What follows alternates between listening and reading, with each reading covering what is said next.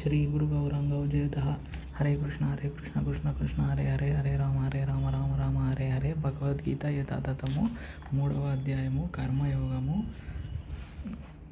20వ శ్లోకము. శ్రీ భగవాను వాచ కర్మణైవ హి సంసిద్ధిమాస్థితా జనకాదయః లోకసంగ్రహమేవాపి సంపశ్యన్ కర్తుమర్హసి. అర్థము: శ్రీకృష్ణ భగవానుడు పలికెను, జనకుడు వంటి రాజులు కేవలము కర్మను నిర్వహించడం ద్వారానే పూర్ణత్వమును పొందారు. అందుకే జనసామాన్యానికి బోధించే నిమిత్తము నీవు తప్పక కర్మను చేయాలి అని ఇలా శ్రీకృష్ణ భగవానుడు అర్జునుడితో అన్నారనమాట. ఇక్కడ మనం అర్థం చేసుకోవాల్సిన పాయింట్ ఏమంటే, అర్జునుడు స్టార్టింగ్లో ఫస్ట్ సెకండ్ అధ్యాయంలో మనం నేర్చుకున్నట్టుగా తెలుసుకున్నట్లుగా అర్జునుడు అంటాడు కదా, నేను చెయ్యను, అది చేయను, ఇది చేయను, ఎందుకు చేయాలి ఇలా అని. సో అయితే చెయ్యాలి, ఫస్ట్ ఆఫ్ ఆల్ కర్మని చెయ్యాలి అని మనకు చెప్తున్నాడు అనమాట భగవానుడు. సో కర్మని చేస్తున్నప్పుడు కూడా ఎందుకు అనేది ఇక్కడ explanation.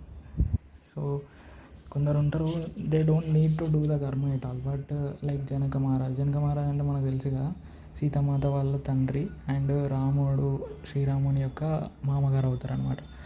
So they are like very serious devotees of God. అయినా కూడా వాళ్ళు ప్రజలకు నేర్పించడానికి, అంటే ఆయన జీవితంలో ఉన్నప్పుడు, అంటే ఎప్పుడైతే బాంబే ఉన్నాడో అప్పుడు మనకు భారతదేశంలో మిథిల నగరం అంటారు కదా, మిథిల నగరం అంటే ఇప్పటి భారతదేశంలో బీహార్ ప్రాంతం. సో అక్కడ పరిపాలించినప్పుడు ప్రజలకు నేర్పించడానికి కూడా చేసి చూపెట్టారు విద్యుక్త కర్మలు, అంటే మన యాగాలు యజ్ఞాలు లైక్ దట్ అని అర్థం. సో మనము కర్మలు చేసేది ఎలా ఉండాలంటే, it should be like an example to the society and the people in the society that we live అనమాట. That is the main point. ఓకేనా?